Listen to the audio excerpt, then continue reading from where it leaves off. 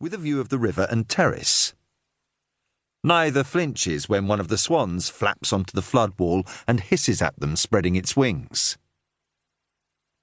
This gets Kerr's attention. Surely every kid knows a swan can easily snap your arm.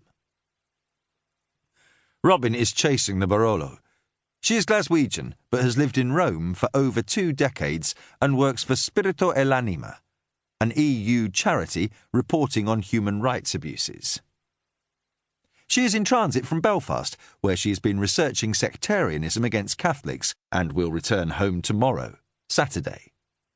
Kerr has taken the tube from the yard and throws Robin's key another glance. Why the rental car? She is deeply tanned and in good spirits. Kerr wonders if she is seeing someone.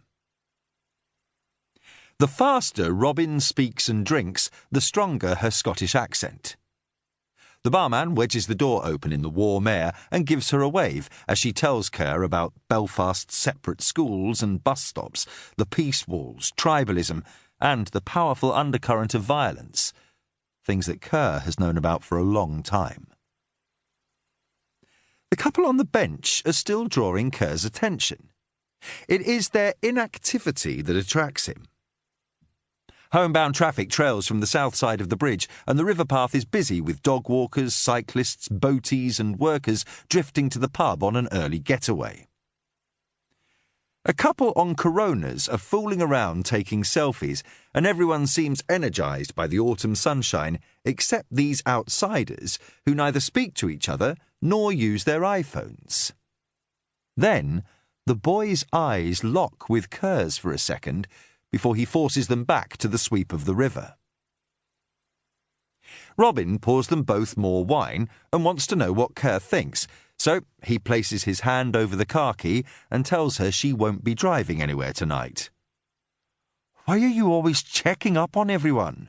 she says with a laugh. Then she jiggles a chunky crystal bangle up her forearm, eases the bag aside, and leans in to remove a speck from Kerr's scarred cheek. "So, what happens now?"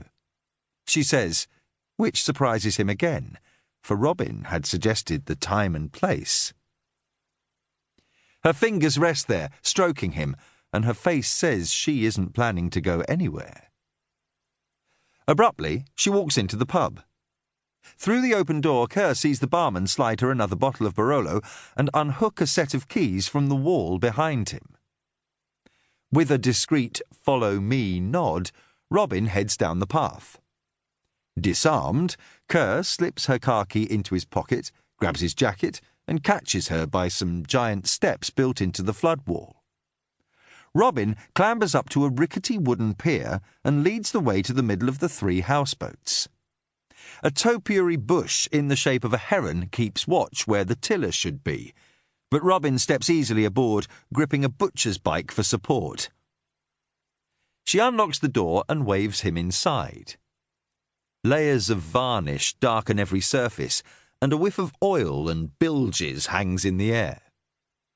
While Kerr gets his bearings, Robin takes 2 plastic wine glasses from the galley.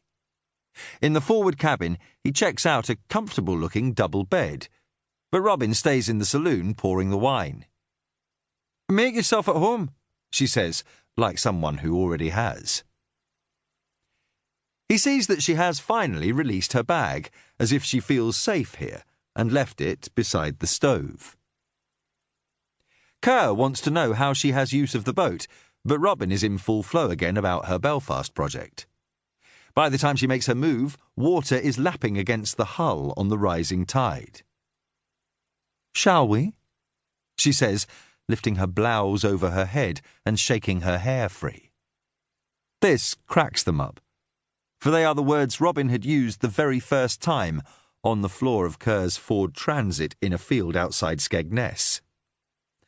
It had been noisy outside as well as in, with rain hitting the roof like shrapnel and a German rock band blasting them from 6 coaches away. They leave a trail of clothing on their way to bed, and she joshes him as he stubs his toe. When they have found their rhythm, she rolls on top, pacing him, arching her back, then taking his hands from her breasts and interlocking them.